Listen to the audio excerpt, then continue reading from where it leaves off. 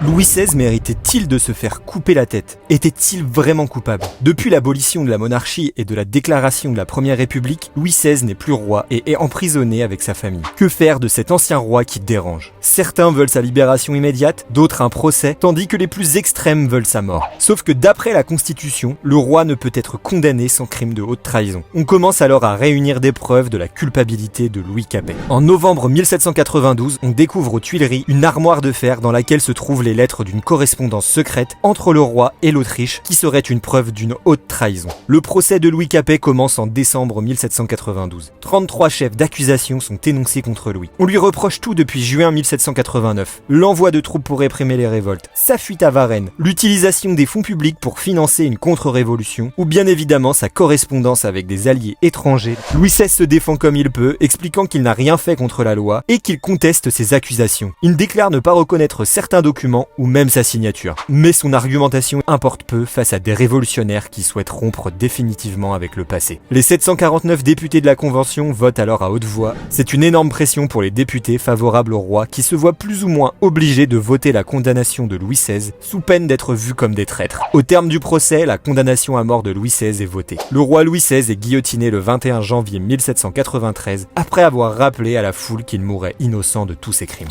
Wow!